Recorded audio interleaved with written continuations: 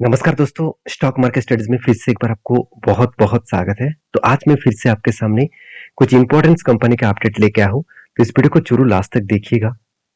और अभी तक अपने चैनल को सब्सक्राइब नहीं किया तो जरूर कर लीजिएगा। तो सबसे पहले मैं जिस कंपनी के बारे में चर्चा करूँ, उसका नाम है एचडीएफसी एसेट मैनेजमेंट कंपनी। तो एक्चुअली एचडीएफसी एएमसी इस कंपनी के नाम से जाना जाता है। तो इस कंपनी स्टार्ट हुआ था 1999 में और कंपनी का टोटल जो काम है वो एसेट मैनेजमेंट के ऊपर है।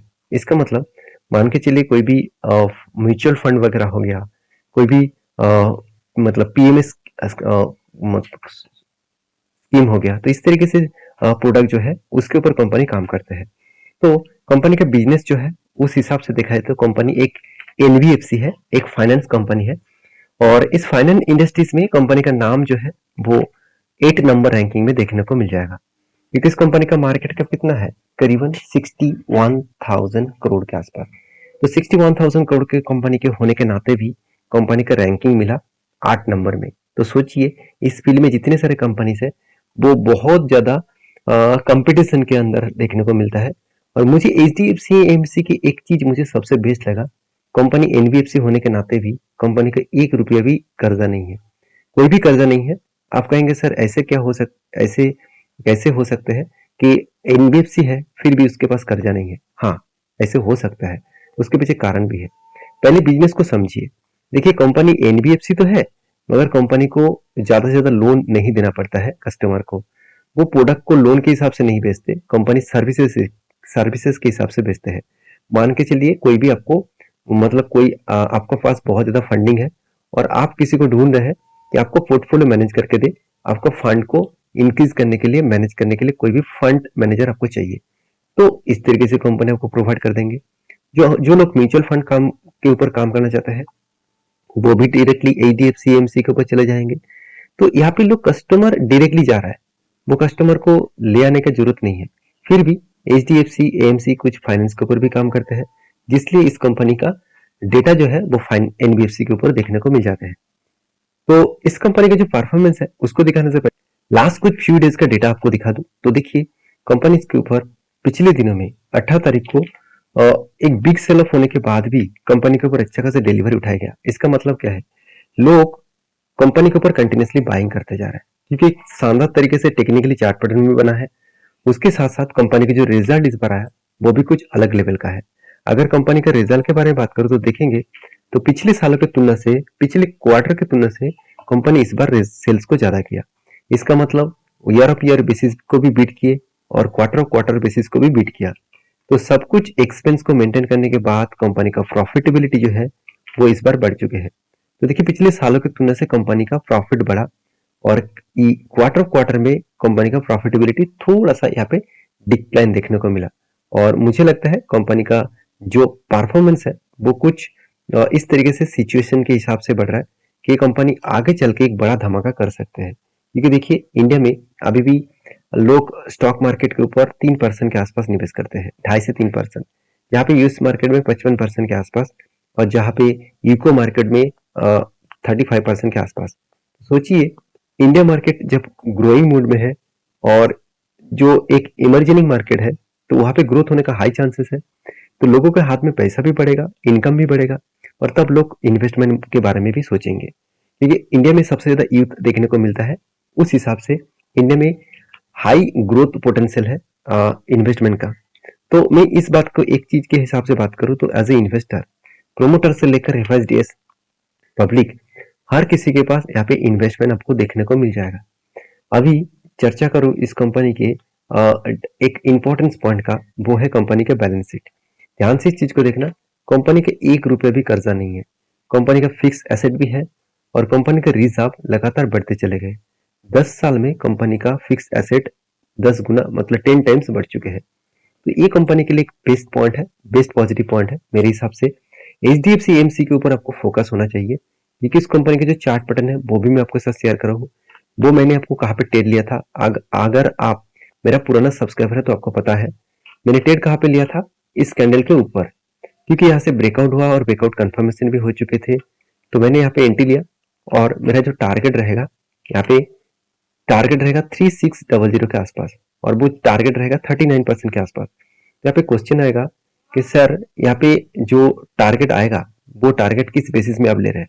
देखिए यहाँ पे एक पैटर्न क्रिएट हुआ, वो एक कफ विथ हैंडल पैटर्न्स बना, एक कप के बाद 2 बार हैंडल बना और फाइनली ब्रेकआउट भी हुए। तो मेरे हिसाब से इस तरीके से पैटर्न्स को आपको फॉलो जरूर करना चाहिए। तो बाकी देखिए ये वीडियो एजुकेशन पर्पस में है, कोई भी बाय एंड सेल का रिकमेंडेशन नहीं है। अगर आपको काम करना है तो प्लीज एक बार रिसर्च करके सोच समझ कर काम करिए। नेक्स्ट जो कंपनी जिसके बारे में बात करूं उसका नाम है बीएससी लिमिटेड। देखिए बीएससी लिमिटेड आप सभी जानते हैं, बॉम्बे स्टॉक एक्सचेंज। इस कंपनी के बारे में मैं बहुत बार चर्चा कर चुका हूँ। देखिए 2 दिन 3 दिन से देखें तो मार्केट में एक प्रेशराइज देखने को मिला है, फिर भी बीएससी के ऊपर उतना ज्यादा प्रेशराइज नहीं है। और बीएससी के ऊपर प्रेशराइज इसीलिए नहीं है क्योंकि ये एक स्टॉक एक्सचेंज है। अगर मैं सेंसेक्स के बारे में बात करूं तो बीएससी के अंदर जो 30 शेयर है वो सेंसेक्स के अंदर है, और सेंसेक्स लगातार गिरा है, फिर भी बीएससी जैसे कंपनी के ऊपर गिरावट नहीं देखने को मिला क्योंकि एक्सचेंज का फायदा हर दिशा में होता है।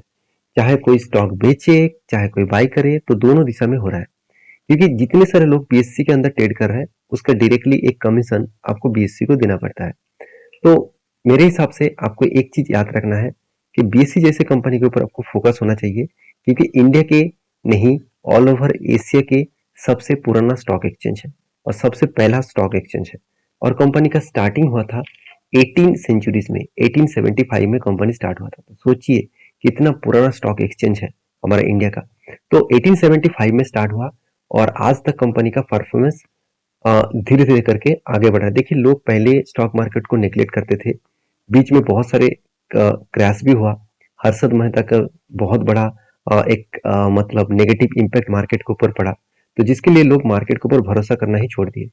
अभी देखिए फिलहाल के लिए थोड़ा सा पर्सपेक्टिव चेंज हो रहा है, क्योंकि इंडिया में हर व्यक्ति एडुकेटेड हो रहा है, हर व्यक्ति के पास पैसा भी बन रहा है, तो जिसके चलते है वो लोग स्टॉक मार्केट को एक पॉजिटिवली देख रहा है। क्योंकि यूएस मार्केट में जहाँ पे 55% के आसपास निवेश है, वहाँ पे सिर्फ इंडिया में 3% के आसपास निवेश है। तो ये आंकड़ा जो है वो उसको compete करने के लिए बहुत मतलब इन्वेस्टर को आना चाहिए। और इन्वेस्टर को आने के बाद यहाँ पे अगर इतना इन्वेस्टर आ गया तो सोच लीजिएगा इंडियन मार्केट कहाँ से कहाँ तक पहुंच जाएगी। तो मेरे कहने का मतलब है आज इसका मार्केट कैप 20,000 करोड़ के आसपास देखने को मिला है। मुझे लगता है इस कंपनी के ऊपर मैं टारगेट लेकर चल रहा हूँ 50 से 60,000 करोड़ के आसपास। तो इतना बड़ा मैं टारगेट लेकर चल रहा हूँ, अभी आज बनेगा कल बनेगा इसका मुझे पता नहीं। एज ए लॉन्ग टर्म के लिए मैं जरूर सोचता हूँ। और रही बात इस कंपनी के ऊपर लास्ट कुछ फ्यू डेज का डेटा दिखा दूं तो कंटिन्यूसली इसके ऊपर कुछ क्वांटिटी ऐड किया जा रहा है, बाइंग किया जा रहा है। क्यों? क्योंकि कंपनी एक लाइफ टाइम लेवल को ब्रेकआउट कर चुके हैं, अब एक नया सिचुएशन नया एक क्रिएशन बनाने वाला है। तो कंपनी की उस सिचुएशन को दिखा दूं सबसे पहले तो देखेंगे तो यहाँ पे मैंने एक आपको एंट्री लेवल्स दिया था, कफ विथ हैंडल पैटर्न्स बना, उसके बाद ब्रेकआउट हुआ और धमाका जैसा परफॉर्मेंस के साथ टारगेट दिया है, वापस ही नहीं आया, कंटिन्यूसली बाइंग कैंडल बना कंटिन्यूसली। और कंटिन्यूसली जो बाइंग कैंडल बना उस बाइंग कैंडल को मैं मार्किंग करूं तो ओवरऑल यहाँ पे कितना 32% के आसपास बाइंग कैंडल बना है। तो इस कैंडल के नीचे अगर आए, यहाँ से अगर रिटेस्ट करे तो मैं फिर से एक बार एंट्री लूंगा, क्योंकि यहाँ पे मेरा एक रेंज ट्रेड बनना है। एक रेंज के हिसाब से 20% के रेंज ट्रेड यहाँ पे बना है, जो ट्रेड में यहाँ पे लेने वाला हूँ, जो मैं आपके साथ शेयर भी करूंगा अगर इस एंट्री लेवल हुआ तो फिलहाल के लिए कोई फ्रेश एंट्री मत लीजिएगा, क्योंकि कंपनी जिस तरीके से अपसाइड में गया तो मुझे लगता है थोड़ा सा करेक्शन हो सकते हैं, थोड़ा सा प्रॉफिट बुकिंग हो सकता है। तो फिलहाल के लिए इस कंपनी के ऊपर शांति से बैठे रहना ही बेहतर होगा, क्योंकि कंपनी का जो क्वार्टरली रिजल्ट है वो फाइनली अभी तक नहीं आया। इसका रिजल्ट आने वाला है 13 नवंबर का, और वो भी मंडे में, तो उस दिन तक आपको इंतजार करना पड़ेगा। और फिलहाल के लिए कंपनी का जो सिचुएशन है वो सब कुछ ठीक ठाक है, कंपनी का जीरो डेप्थ है, रिजर्व बढ़ता गया, फिक्स्ड एसेट भी बढ़ा, कंपनी का प्रॉफिटेबिलिटी भी बढ़ा। कंपनी का हर साल में प्रॉफिट एक रेंज में है, कुछ ज्यादा भी नहीं हो रहा है कुछ कम भी नहीं हो रहा है। अगर मुझे यहाँ पे जो चीज देखने को मिला वो अपकमिंग टाइम्स में एक धमाका देखने के लिए तैयार आप रहिएगा, क्योंकि 200 करोड़ से बढ़ के हो जाएगा नेक्स्ट ईयर में 600 करोड़ के आसपास। तो कंपनी कहाँ से कहाँ तक जर्नी करने वाला है आप एक बार सोचिएगा। और रही बात कंपनी का सेल्स का ग्रोथ, प्रॉफिट का ग्रोथ, रिटर्न ऑफ इक्विटी, सब कुछ आपको best of point of view से देखने को मिलेगा।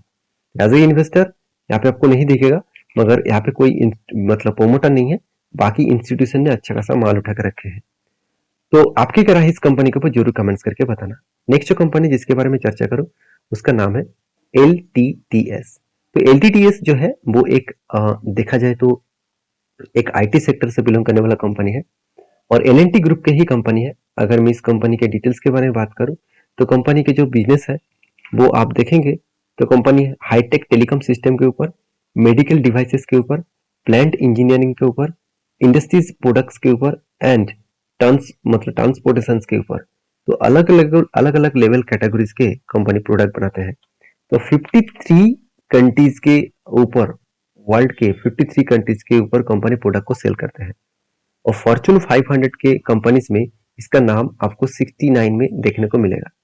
तो ये सारे पॉइंट्स कंपनी के बारे में एक ही बात कहूँ, ये सारे पॉइंट्स कंपनी के ऊपर आपको एक पॉजिटिवली एक मोमेंटम जरूर दिखाएगा अपकमिंग टाइम्स में। तो मैं इस कंपनी के ऊपर बहुत लॉन्ग बुलिश के हिसाब से सोचता हूँ क्योंकि कंपनी का मार्केट कैप अभी भी बहुत छोटा है, 46,000 करोड़। तो सोचिए अगर इस कंपनी टीसीएस जैसा, विप्रो जैसा बन गया तो सोचिए कहाँ से कहाँ तक जर्नी कर सकते हैं। तो फिलहाल के लिए इस कंपनी का सिचुएशन को देखते हुए मैं एक ही चीज कहूंगा, कंपनी का लास्ट कुछ फ्यू डेज में कंटिन्यूसली कंपनी के ऊपर एक पॉजिटिवली डिलीवरी उठाया जा रहा है। देखिए बीच में कंपनी का डिलीवरी कम भी हुआ था, उसके पीछे रीजन आपको मैं दिखाऊंगा टेक्निकली चार्ट पैटर्न में किस तरीके से करेक्शन भी हुआ था और इसके पीछे कारण भी है। यहाँ पे जो वॉल्यूम यहाँ पे एक डिक्लाइन देखने को मिला, उसके पीछे कारण भी है। वो कारण है कंपनी का क्वार्टरली रिजल्ट का। कंपनी फाइनली क्वार्टरली रिजल्ट यहाँ पे अनाउंसमेंट कर चुके हैं। अभी वो क्वार्टरली रिजल्ट के बारे में बात करूँ तो देखेंगे तो कंपनी का सेल्स जो है पिछली बार की तुलना से इस बार सेल्स अच्छा हुआ। आप कहेंगे सर ठीक ठाक है। एक्सपेंस भी देखिए कंपनी का सेम टू सेम हुआ।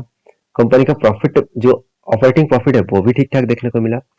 तो अल्टीमेटली कंपनी का नेट प्रॉफिट कितना हुआ, 301 करोड़ से 316 करोड़। तो यहाँ पे क्वेश्चन आएगा कि सर प्रॉफिट तो अच्छा हुआ ना, पिछले बार की तुलना से इस बार ज्यादा हुआ। हाँ आपके बात सही है। एक बात आप याद रखना, जो एस्टिमेट किया जाता है ना, उस एस्टिमेट को कंपनी यहाँ पे बीट नहीं कर पाए। अभी एस्टिमेट किस तरीके से किया जाता है, मान के चलिए कंपनी के ऊपर एस्टिमेट किया गया था कि इस बार 350 करोड़ के ऊपर प्रॉफिट होगा। यहाँ पे कितना प्रॉफिट हुआ, 316 करोड़। देखिए 350 मैं बता रहा हूँ, ऐसे नहीं कि फाइनली उन्होंने बताया था कि 350। मैं एक एग्जांपल दे रहा हूँ कि 350 करोड़ के आसपास उनका टारगेट था, तो वो टारगेट यहाँ पे तो फिल हो चुके हैं। तो इसको कहा जाता है एस्टिमेट मिसिंग। तो एस्टिमेट मिसिंग किसी भी कंपनी अगर करते हैं तो इसके ऊपर एक बिग क्रैश देखने को मिल जाते हैं। अगर इसका चार्ट पैटर्न आप देखेंगे तो आपको पता ही चल गया कि यहाँ पे देखिए किस तरीके से रिजल्ट आने के बाद एक गैप डाउन में ओपन हुआ और बिग क्रैश देखने को मिला। तो आप कहेंगे सर क्या यहाँ से मैं एग्जिट कर लूं? देखिए बाई करना एग्जिट करना आपके हाथ में है। मेरा काम है आपको सारी चीजों को दिखाना और सारी चीजों को आपके साथ शेयर करना। बाकी देखिए समझदारी से आप काम लेंगे क्योंकि पैसा आपका है, रिस्क भी आपको लेना होगा, प्रॉफिट भी आपको मिलेगा, लॉसेस भी आपको झेलना पड़ेगा। तो देखिए कंपनी के ऊपर जो चार्ट पैटर्न क्रिएट हुआ है कप विद 100 पैटर्न्स, तो मैंने यहाँ पे एंट्री लिया हूँ और मेरा जो टारगेट है वो यहाँ तक है। और मुझे बहुत सारे लोग ये भी कमेंट्स करते रहते हैं सर अगर यहाँ से मान के चलिए आपका एंट्री यहाँ पे है और यहाँ से गिरावट हुआ तो आप क्या करेंगे? ऑब्वियसली इस एंट्री लेवल से अगर 10% तक गिरावट हुए तो और क्वांटिटी ऐड करूंगा, और भी 10% गिरे तो और क्वांटिटी ऐड करूंगा, क्योंकि मैं एवरेज जरूर करूंगा उसी कंपनी के ऊपर जिस कंपनी का स्ट्रॉन्गली परफॉर्मेंस देखने को मिल जाते हैं। तो बाकी आपके क्या राय है जरूर कमेंट्स करना, क्योंकि इस कंपनी के ऊपर इंस्टीट्यूशन भी भरोसा करते हैं, मेरे हिसाब से मुझे भी भरोसा करना चाहिए। बाकी आप आपके हिसाब से जरूर एक बार स्टडी करिए। तो नेक्स्ट जो कंपनी जिसके बारे में बात करूं उसका नाम है जीके वायर्स लिमिटेड। तो जीके वायर्स लिमिटेड जो है वो एक देखा जाए तो स्टील मैन्युफैक्चरिंग कंपनी है। इस कंपनी के ऊपर एक धमाका परफॉर्मेंस देखा। एक साल के अंदर अंदर कंपनी आपको अलग लेवल का रिटर्न दिया। जितने सारे दोस्त ने इस कंपनी के ऊपर निवेश करके रखे थे, 56 से कंपनी का जर्नी हुआ करीबन 400 के आसपास। सोचिए 56 से 400 तक जर्नी, तो कंपनी आपको किस तरीके से रिटर्न दिया आप देख सकते हैं। तो एज ए इन्वेस्टर और मतलब एज ए इन्वेस्टर के हिसाब से बात करें तो कंपनी का प्रोमोटर और डीएस या एफआईएस आपको देखने को नहीं मिलेगा यहाँ पे। तो कंपनीज के ऊपर एक बहुत बड़ा अपडेट है, वो है स्प्लिट देने का। हर एक के बदले कंपनी को 5 शेयर एज ए स्प्लिट के हिसाब से देने वाला है। तो इस बात को याद रखना है। और वीडियो में कुछ जानकारी अगर अच्छा लगे हैं तो प्लीज चैनल को सब्सक्राइब करना और दोस्तों के साथ भी शेयर करना। और ये वीडियो टोटली एजुकेशन पर्पस में है, किसी भी कंपनीज के बाय एंड सेल का रिकमेंडेशन नहीं है। अगर किसी भी कंपनीज के ऊपर काम करना है तो आपके रिस्क के हिसाब से जरूर करिएगा। मिलते हैं नेक्स्ट वीडियो में, तब तक के लिए अच्छे से रहिए, अपने ख्याल रखिए।